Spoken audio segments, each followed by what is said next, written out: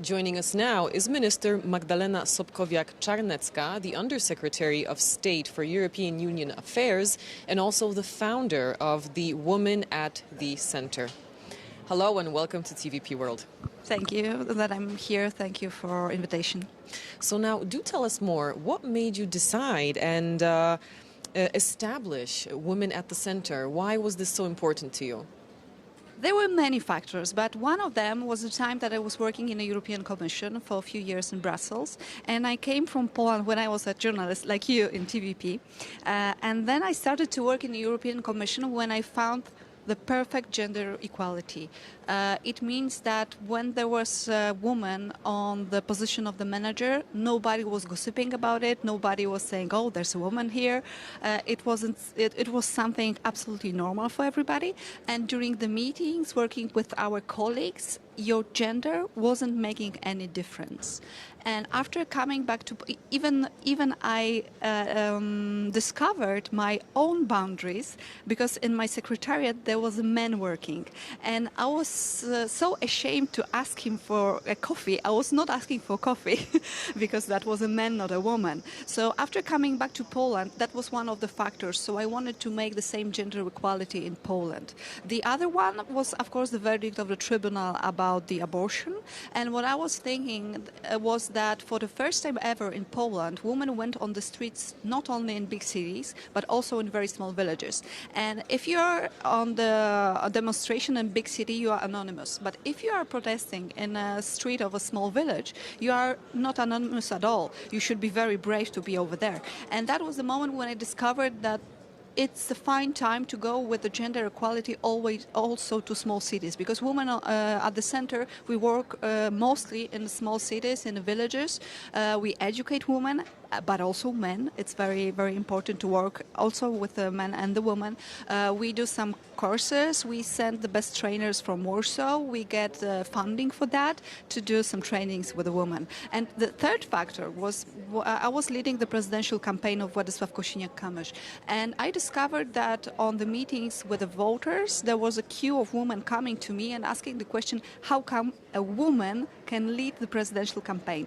And for me, it wasn't ever a question. It was like, yes, I can do it, no matter if I'm a woman or man. But I discovered that in heads of some women, there's this kind of a border that I have a ceiling. I cannot go forward because I'm a woman.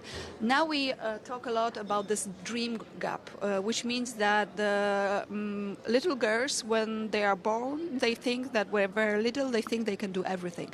But then when they are raised and they have been told that their place is in your household, and if you want to be a president, it means that a boy can be a president, it makes this dream gap and they start to think in another way about their career. So now, given just what you said, what is the situation in terms of gender equality in Poland? Mm-hmm. I think it's still a huge story. In terms of politics, where I'm working right now, we still in the Polish parliament have only about 30% of women.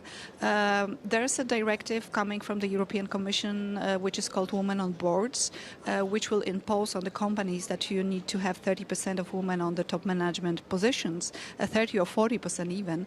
And for this moment, in the companies which are on the Warsaw Stock Exchange, there's only 12% of women on the top positions. So there's still a lot to do, but I think one of the issues is to open heads of women, that they can do absolutely everything. And for me, the perfect equality is that you can do whatever you want. There's no boundary, because I'm not telling women that if they want to stay at home with kids, it's not a good idea. It's a very good idea if you want to do that.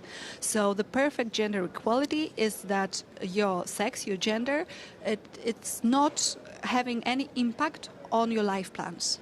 Mm-hmm. So it's all about what the individual wants to do. Exactly. And now, so as we have the elections to the European Parliament coming up, what do you think is at stake in these elections?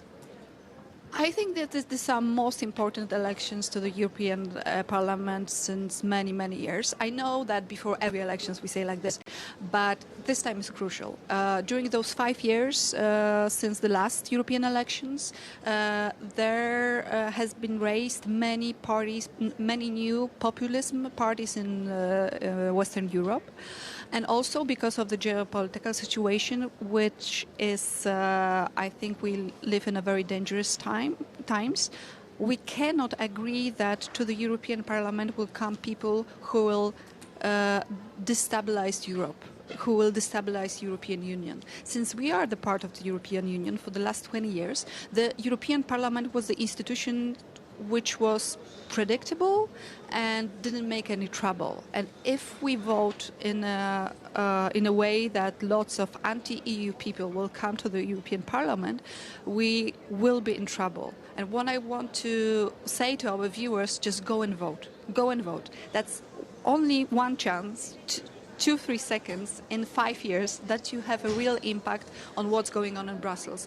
Over 90% of the law that we have in Poland was made in Brussels. I was one of the leaders of the campaign Women Go Vote, and it was very successful. As you know, we had the turnout like 76%. I don't even dream about this turnout for the European elections because it's not so popular in Poland to go vote on the European elections. But please go vote, see what Russia is doing, and don't believe in all the fake news that we have online, which is done by the third countries, especially this one coming from the East. Don't believe in that, just go vote. And also, what are your thoughts on the cyber attacks that we have heard have been happening here in our CEE area? How dangerous is this? And also, what should voters remember as they hear of these stories? I think the fake news is one of the biggest weapons right now. And what we should do and what we should teach people is to search if every information is true. And it's very simple like right now. It's just few seconds to Google for the answer. When we were kids, we were checking an encyclopedia about some issues. Now you can go online and check, but check. We have a news report about Russia's influence here in Europe, and the subjects which we have the biggest race of the fake news is migration, climate, Ukraine. So these are the subjects that we have really hard discussions on, and we see the impact of the forces from outside of the EU on the whole discussion. So check every information that you are looking for, and you see it on your not Twitter, now X account, or on Facebook or Instagram. Check if it's true what you read over there. Mm-hmm. So now Poland is set to take the presidency at the European Council very soon. Can you tell us more about that? Yes, the presidency is coming from the 1st of January. I'm in the new government responsible for all the preparations for the presidency. The presidency is very important because, firstly, it happens once in 14 years period. So this is only second our presidency in the European Council. The second factor is that Polish presidency will be the first in the new institutional cycle. So we will have a new parliament, as we said. We'll have new European Commission, new president of European Council. So we have new partners in Brussels. That's the second factor. The third one is that we will be just after the elections in US. And I think the result of the elections in US, it will determine what we will do in Europe in the next years. Of course, the geopolitical situation, the Middle East and Ukraine. And also, I think one of the factors which is something that we cannot underestimate is that the second time the leader of Polish presidency will be Prime Minister Donald Tusk. And I see his position in Europe. It's getting stronger and stronger. And this is why I think the partners from EU are watching us, also our presidency. And I have to mention the words that I'm hearing from my partners in Europe, and also Ursula von der Leyen, President Ursula von der Leyen has said in Katowice that we should have listened to Poland in 2014 after the annexion of Crimea. And we didn't. So this time we will listen to Poland how to deal with the things in terms of Ukraine, in terms of security. And that's why one of the main slogans of our presidency will be security. Security in terms of military issues, but also the energy issues, food supply, economy, and information security, which means fighting with the fake news. Now, you also mentioned Ursula von der Leyen, the president of the European Commission, and I wanted to ask, because should she keep her post after the elections, she has said that she plans on creating a new defense commissioner post. What do you think about this? I think it's crucial to have this post of the commissioner responsible for defense, but the defense as a file, it's not a responsibility of the EU in terms of the treaties.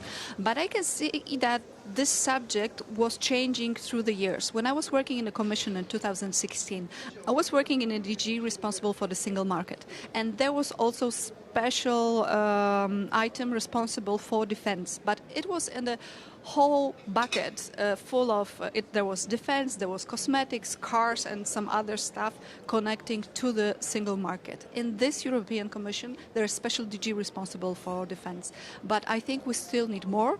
But also creating the post of the commissioner responsible for the defense, that's the one issue. But then there's a question, who will be the commissioner responsible for the defense? Because the personality and the strength of the commissioner inside of the commission, it has a huge impact on how the issues connected with this file would go. So now, some experts have been saying that it would be good to see someone from Central and Eastern Europe fill this role. What are your thoughts about that? Of course it will be good, but I have to remind you of the situation from 2019, just before the European elections. There were lots of candidates, lots of names in press, like Manfred Weber. He was a Spitzencandidate for the post of the president of the European Commission. And at the end of the day, no of those names were true. So for this moment, I don't want to speculate. We should wait for the result of the European elections, and that's also why you should go vote, and we should have a strong voice in the European Commission in the European Parliament as Poland. Okay, so we're going to have to wait and see, of course, how that plays out. Minister Magdalena Sobkowiak-Czarnecka and founder of Women at the Center, thank you very much for speaking to us here on TVP World. Thank you very much for this conversation. Thank you.